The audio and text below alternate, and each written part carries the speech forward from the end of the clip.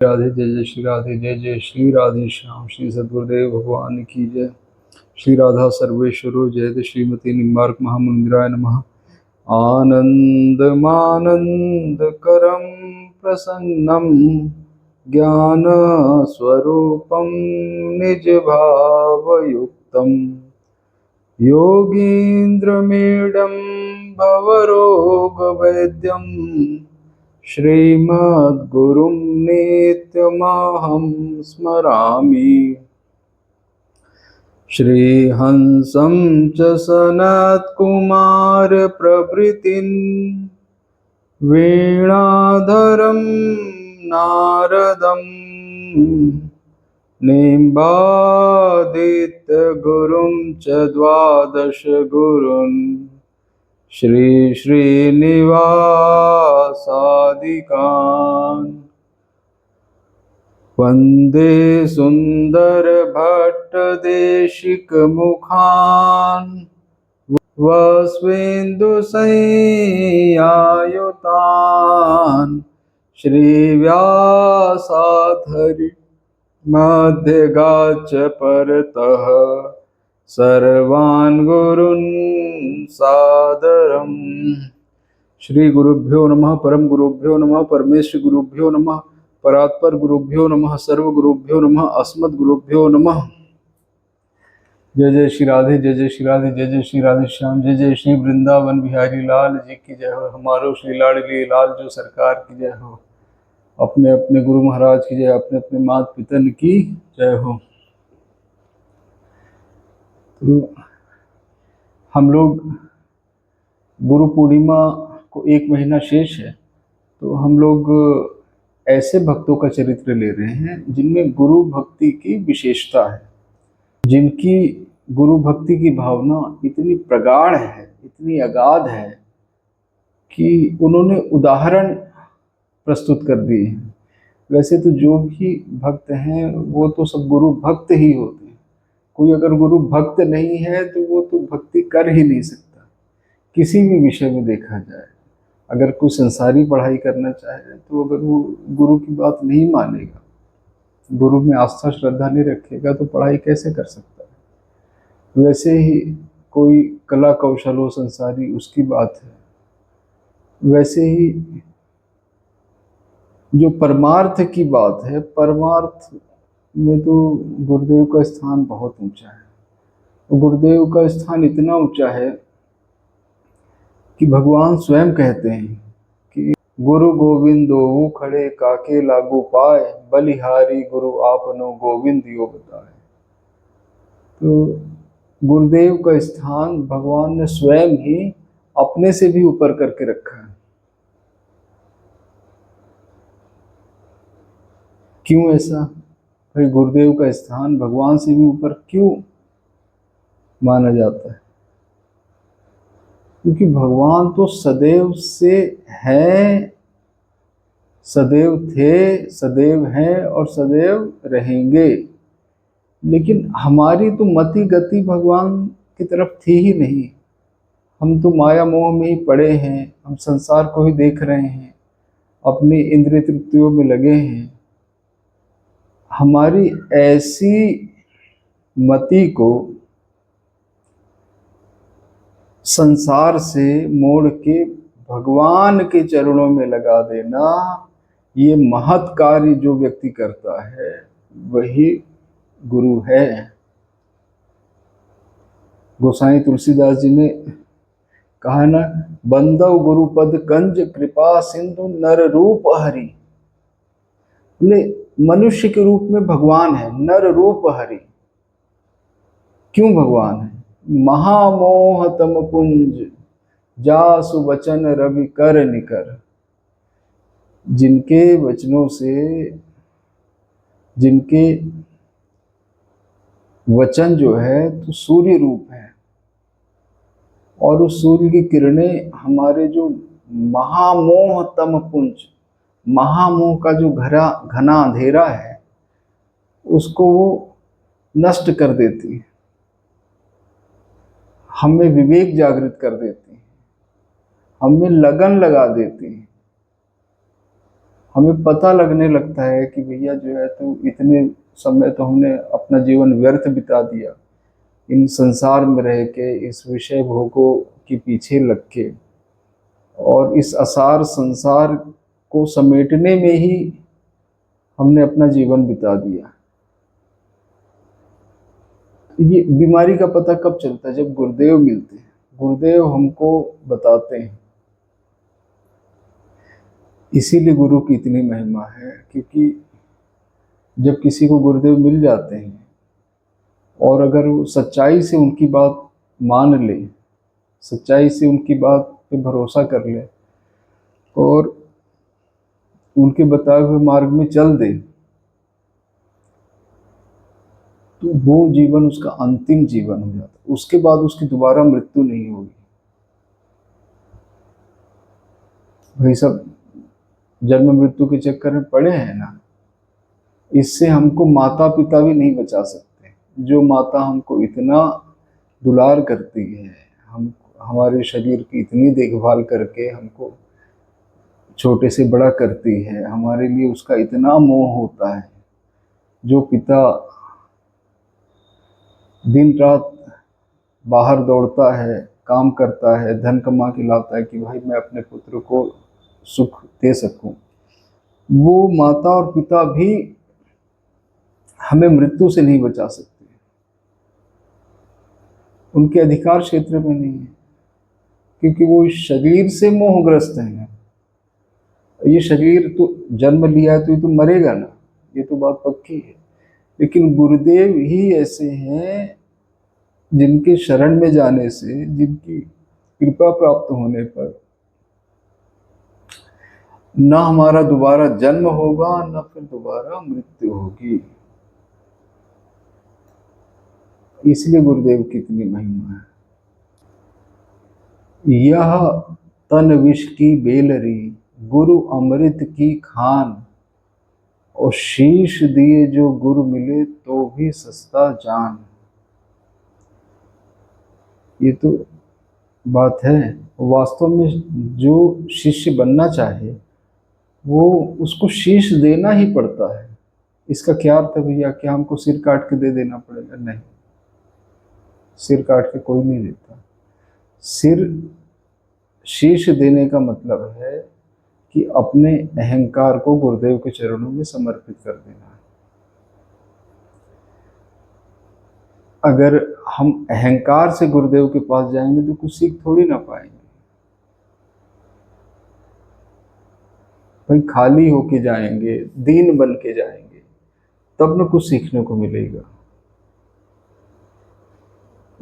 अब बारिश हो रही है, बर्तन उल्टा है या बर्तन में कुछ और भरा है, तो उसमें जल कहाँ से आएगा? गुरुदेव भगवान तो कृपा की वर्षा शिष्य पे करते ही हैं। तो चाहते हैं कि ये शरण में आया है तो मैं इसको वो अभय पद दिलवा दूं कि जिससे इसको कभी जो है इसका पुनरअपि जननम पुनरअपि मरणम पुनरअपि जननी जठरे शयनम, तो इसमें इसको बार बार घूम के नहीं आना पड़े। गुरुदेव की यही भावना होती है। अब जैसे मेरे गुरुदेव भगवान निम्बार्क संप्रदाय से हैं, तो हम यहाँ सखी भाव की उपासना है। तो गुरुदेव भगवान सत्संग में सबको यही कहते रहते हैं कि भैया खा लो, पी लो, सो लो, अपना जो दिन का काम हो वो निपटा लो, उसके बाद जो है तो नाम जप कर लो, चिंतन कर लो, और जो काम हमको वहाँ करना है, प्रिया प्रीतम की सेवा करना है, उसे यहीं कर लो।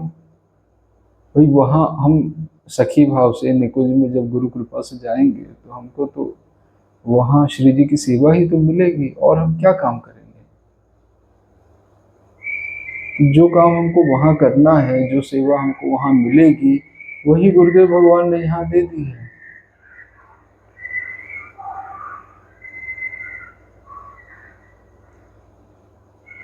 वही सेवा हमको यहाँ पर मिली हुई है कि हम श्री जी की मंगला करें, उनका श्रृंगार करें और उनको खिलाएं, उनको वन विहार करवाएं, उनका शयन करवाएं, उत्थापन करवाएं, यही सब न सेवा हमको करनी है।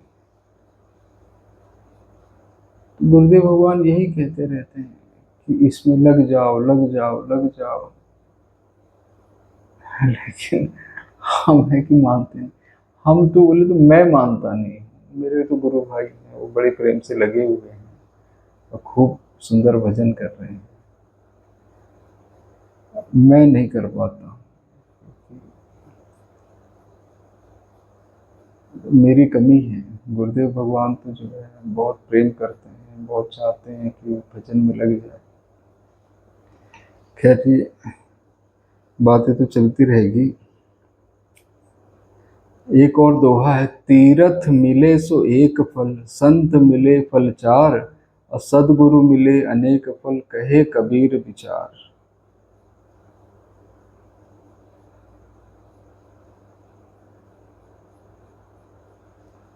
इतने सुंदर सुंदर पद हैं कि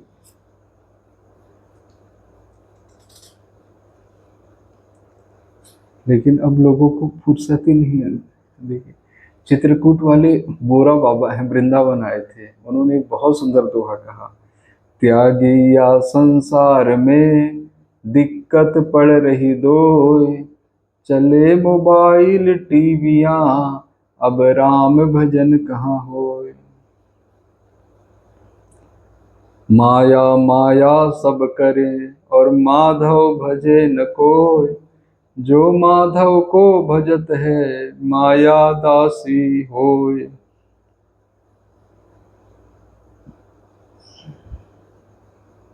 कितने सुंदर सुंदर पद हैं।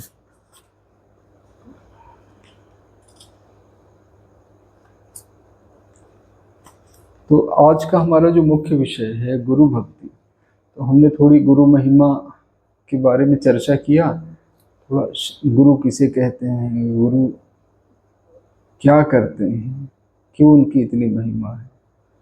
फिर हमने शिष्य को कि भाई शिष्य जो है, गुरु शिष्य में क्या गुण होने चाहिए, वो अपना अहंकार त्याग दे और गुरु वचनों का पालन करे। तो आज जो हम चरित्र लेने वाले हैं, जिस चरित्र पे चर्चा करने वाले हैं, बहुत ही स्पेशल है। क्यों इतने स्पेशल है? क्योंकि वृंदावन के सब भक्त तो जानते हैं, वृंदावन में जो भी सौभाग्यशाली जीव अपना शरीर छोड़ते हैं, जो भी संत अपना शरीर छोड़ते हैं और निकुंज में प्रवेश करते हैं, तो सब संत उनको विमान को जमुना जी किनारे लेके जाते हैं, वहाँ उनका अंतिम संस्कार करते हैं। वहाँ एक पद गाया जाता है, भाग बड़ो वृंदावन पायो। भाग बड़ो वृंदावन पायो, बड़ो वृंदावन पायो, ओ भाग बड़ो वृंदावन पायो, बड़ो वृंदावन पायो। जारज को सुर नर मुनि जाचत, जारज को सुर नर मुनि जाचत, विधि शंकर सिरनायो, शंकर सिर नायो। सूरज अब कृपा करी दीनी, सूरज अब कृपा करी दीनी, जन्म जन्म डहकायो, जन्म जन्म डर आयो। बहुत जुगया रज बिनु बीते, गया ते जन्म जन्म ढका। भाग बड़ो वृंदावन पायो, ये पद गाया जाता है। तो ये पद जिन्होंने प्रकट किया, जिन्होंने लिखा, ऐसे श्री स्वामी रसिक देव जी महाराज। तो श्री स्वामी रसिक देव जी महाराज का ही चरित्र आज हम लोग चर्चा करेंगे। श्री स्वामी रसिक देव जी महाराज हमारे स्वामी श्री हरिदास जी की परंपरा में छठवें आचार्य हुए और इनके गुरुदेव स्वामी श्री नरहर देव जी महाराज थे। तो उनके ये जो है तो प्रिय शिष्य थे और इनके बारे में आज हम लोग इसलिए चर्चा कर रहे हैं कि इनकी गुरु भक्ति बहुत ऊंची है। इनकी गुरु भक्ति बहुत ऊंची है। इनका जन्म बुंदेलखंड में हुआ था। बुंदेलखंड में बहुत संतों का जन्म हुआ, बहुत संत प्रकट हुए। अब अगर हम कुछ चर्चा करें तो परम पूज्य मलुक पीठ वाले महाराज जी का भी जन्म बुंदेलखंड का। उनके गुरुदेव भगवान परम पूज्य श्री गणेश दास जी भक्तमाली महाराज का भी जन्म बुंदेलखंड का। वर्तमान में जो गोरीलाल जी के महंत हैं, तो परम पूज्य महाराज जी का भी जन्म स्थान बुंदेलखंड का। साथ में भगवत रसिक जी का भी जन्म स्थान बुंदेलखंड का। श्री स्वामी भगवत रसिक जी मेरे एकदम, मुझे उनका चरित्र बहुत प्रिय लगता है। वो हुए भी ऐसे बड़े खरे महात्मा हुए, बड़े प्रेमी महात्मा, बड़े सिद्ध महात्मा, जिन्होंने शेर को कंठी पहना दी, जिन्होंने नाग को कंठी पहना दी, जिनकी वाणी जब जमुना जी में प्रवाहित कर दी गई तो उसे जमुना जी ने वापस दे दिया कि भाई इसे प्रकाशित करवाइए। तो भगवत रसिक जी का वो मेरे बहुत प्रिय पात्र हैं। जो पात्र तो नहीं कहना चाहिए क्योंकि ये तो हमारे पूर्वज हैं, हमारे गुरुजन हैं। तो लेकिन उनका चरित्र मुझे बड़ा प्रिय है। आज का जो चरित्र है स्वामी श्री रसिकदास जी महाराज का, तो माफ कीजिए श्री स्वामी रसिक देव जी महाराज का, इनका भी जन्म बुंदेलखंड में हुआ।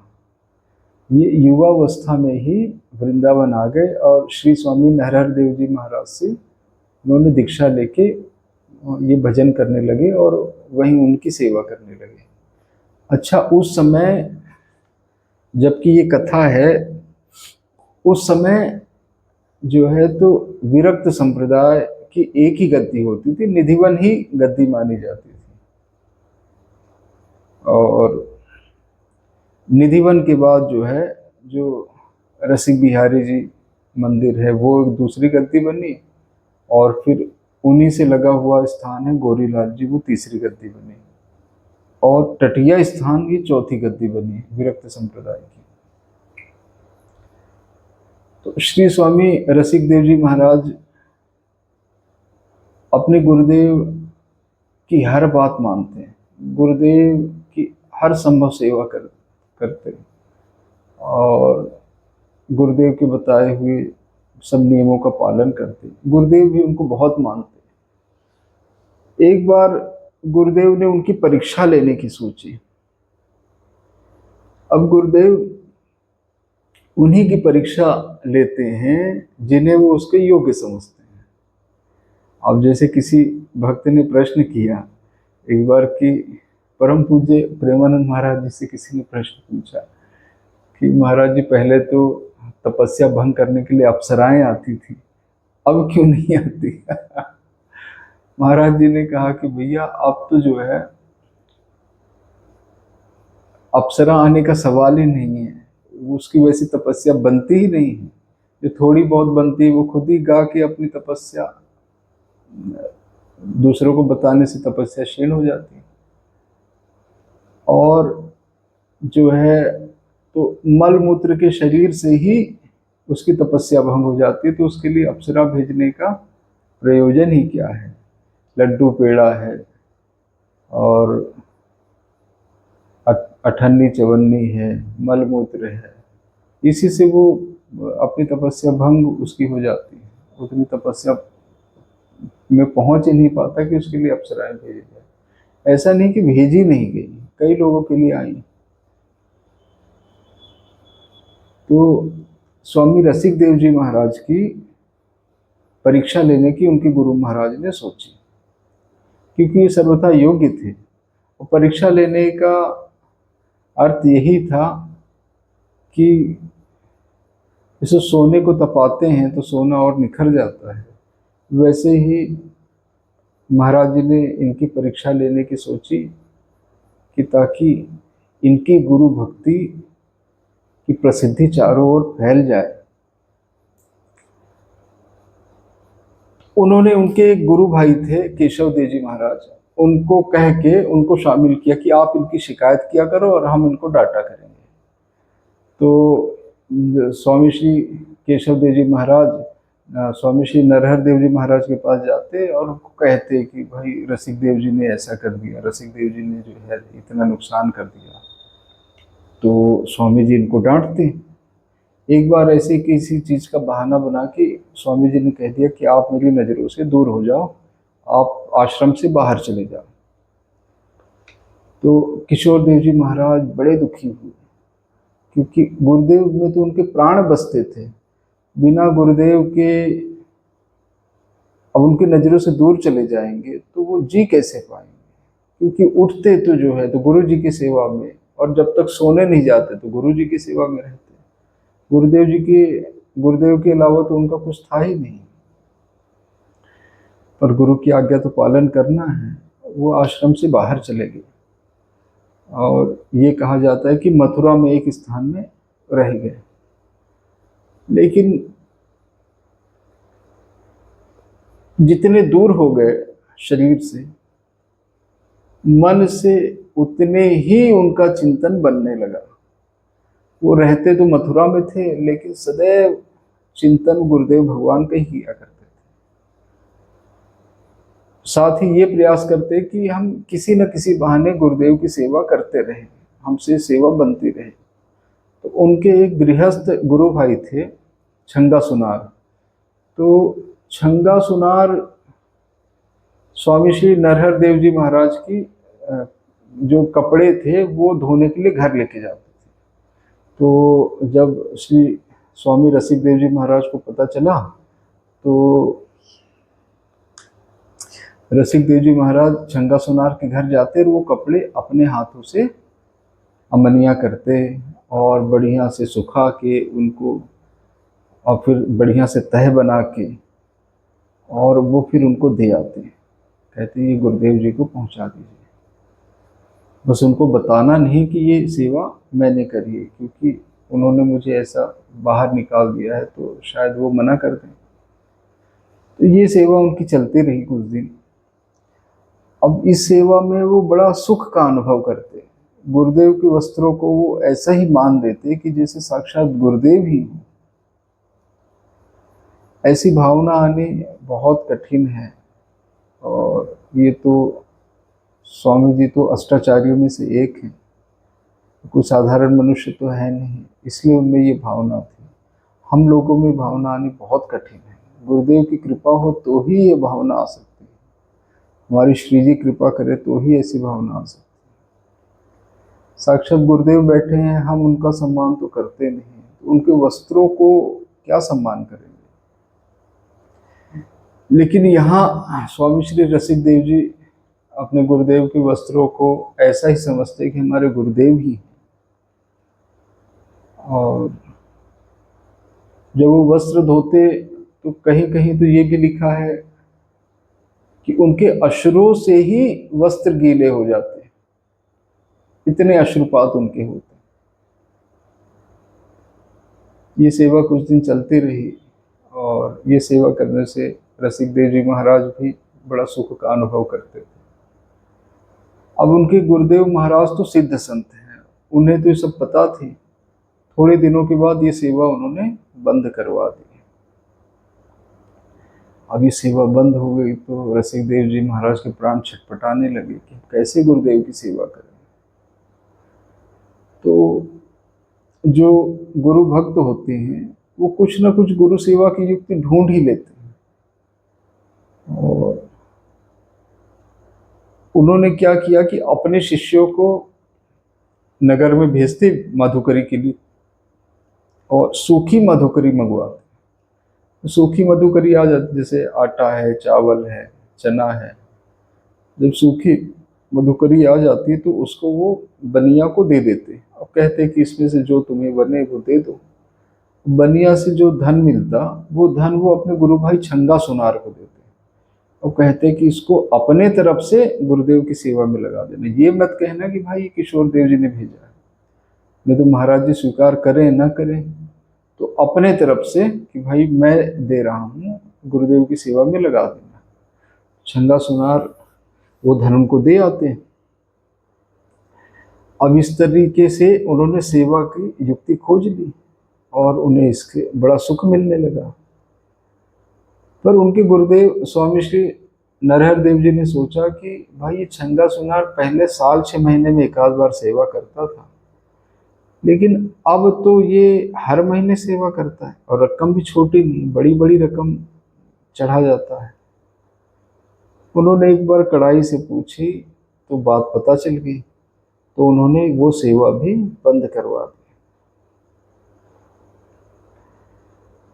जब वो सेवा भी बंद हो गई तो किशोर देव जी महाराज बहुत व्याकुल हो गए।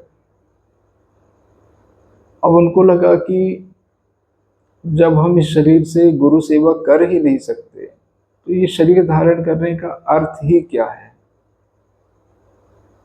गुरुदेव ने हमारा जब तिरस्कार ही कर दिया, हमको बहिष्कृत ही कर दिया है, ये जीवन, ये शरीर को धारण करना उचित नहीं। ऐसा सोचकर उन्होंने अन्न जल का त्याग कर दिया। अब वो तो यही सोच के बैठे थे कि भाई हम उसको त्याग कर देंगे, शरीर को जो है अब रखने का कोई वो नहीं है। लेकिन उनके गुरुदेव तो परीक्षा ले रहे थे।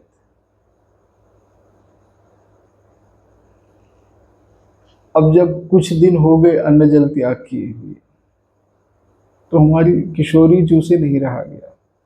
हमारी किशोरी जी तो लाडली है, किशोरी जी को बरसाने वाली कहा गया, क्योंकि कृपा की वर्षा करती हैं, रस की वर्षा करती हैं, उनसे नहीं रहा गया।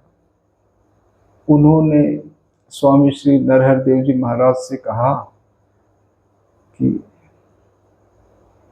अब आपकी परीक्षा बहुत हो गई है, अब आप जो है तो किशोर देव जी को बुला के स्वीकार कीजिए। तो भगवान की आज्ञा स्वामी जी कैसे टालते। उन्होंने रसिक देव जी को बुलाया और अपनी सेवा में फिर से स्वीकार किया। एक घटना और आती है, इसके पहले की घटना है। जब रसिक देव जी महाराज मथुरा में रह रहे थे तो वृंदावन में उनके गुरुदेव भगवान श्री नरहर देव जी महाराज को एक वृक्ष की टहनी से माथे में चोट लग गई। हल्का सा रक्तस्राव भी हुआ, लेकिन खूब दर्द हुआ। उसी समय रसिक देव जी महाराज के भी माथे में दर्द हुआ और उनके माथे से भी रक्त बहने लगा। तो उनके जो दर्शनार्थी वहाँ बैठे थे उन्होंने पूछा कि महाराज जी आपको अचानक बैठे बैठे सिर में दर्द होने लगा और रक्तस्राव होने लगा, आप न कहीं गए न आए न कहीं गिरे, हमारे सामने बैठे बैठे अचानक ही ऐसा चमत्कार कैसे हुआ। तो रसिक देव जी महाराज जी ने कहा कि देखिए, मेरे गुरुदेव भगवान वृंदावन में एक वृक्ष की टहनी से टकरा गए और उससे उनके सिर पे चोट लगी। वही चोट मेरे सिर पर भी आपको दिखाई दे रही। जो दर्शनार्थी थे उनको इतना भरोसा नहीं हुआ, वे लोग उठ के वहाँ से आए और वृंदावन आ गए।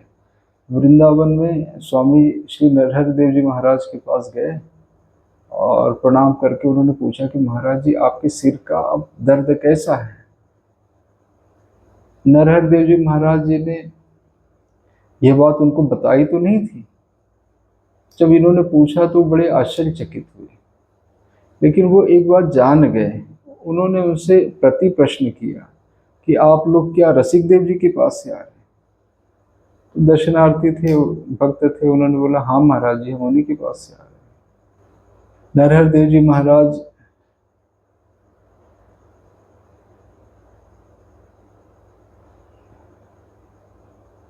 रसिक देव जी महाराज अपने गुरु से अभिन्न प्राण हो चुके थे। देखने में भले दो शरीर थे पर प्राण एक ही हो चुके थे। जब किशोरी जी के कहने से गुरुदेव ने रसिक देव जी महाराज को बुलाया, रसिक देव जी महाराज बड़े विह्वल हो गए, फूट फूट कर रोने लगे, गुरुदेव के चरणों में गिर पड़े। गुरुदेव उन्हें उठा के गुरुदेव ने गले से लगाया और आज गुरुदेव भी अपने ऐसे महान शिष्य को पाकर जो है प्रेमाश्रु विसर्जन करने लगे। ऐसी गुरु भक्ति की पराकाष्ठा, जिनको गुरु देव ने बहिष्कृत कर दिया, सबके सामने डांट के तिरस्कृत कर दिया, फिर भी रसिक देव जी महाराज ने अपनी भावना नहीं बदली गुरुदेव के लिए। भाई हम लोग तो अगर दो जन के सामने महाराज जी कुछ बोल दें, तिरस्कार कर दें, तो हम लोग तो उसको सह ही नहीं पाएंगे।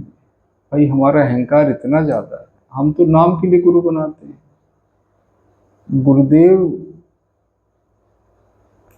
के प्रति जो भावना होनी चाहिए वो हम में थोड़ी है। हम तो गुरुदेव से भी सम्मान की आकांक्षा करते हैं कि भाई गुरुदेव हमको देखें तो गुरुदेव हंसें, गुरुदेव प्रसन्न हों, गुरुदेव पूछें कि भाई तुम्हारा क्या हालचाल है, हमको बैठने के लिए आसन दें और हमारी आवा भगत करें। तो ये जो है तो हम शिष्य थोड़ी हैं, हम तो दुष्ट हैं। गुरुदेव से ऐसे सम्मान, हालांकि गुरुदेव तो सबके शिष्य को देखते हैं तो प्रसन्न होते ही हैं, तो लेकिन हम जो गुरुदेव के प्रति जो हमारी भावना होनी चाहिए वैसी भावना हम भी है नहीं। अगर कोई दो चार लोग बैठे हैं और गुरुदेव उनसे चर्चा कर रहे हों, हम भी बैठे और हमारे तरफ देखे ही ना, तो हमारे मन में जलन होने लगती है कि भाई गुरुदेव जो है तो हमसे नाराज है, लगता हमको जो है तो देख नहीं रहे हैं। क्योंकि हम में ये बड़ी भारी कमी है, हम गुरुदेव के पास गए लेकिन हम शरणागत ऊपर ऊपर से तो हो गए, शरणागति मंत्र भी ले लिया, पर हृदय से शरणागत नहीं हुए। भाई हृदय से शरणागत हो जाते और अपना अहंकार त्याग देते तो भाई गुरुदेव के वचनों का पालन करते ना, जो गुरुदेव कह रहे हैं उनका पालन करते। और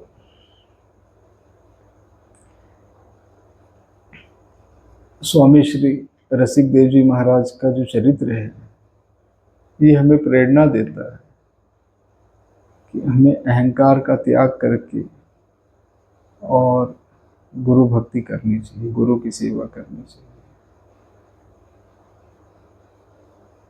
स्वामी श्री रसिक देव जी महाराज की जय, उनके सदगुरुदेव भगवान स्वामी श्री नरहर देव जी महाराज की जय, गुरु परंपरा की जय, हमारे सदगुरुदेव भगवान की जय हो। जय जय श्री राधे, जय जय श्री राधे, जय जय श्री राधे श्याम।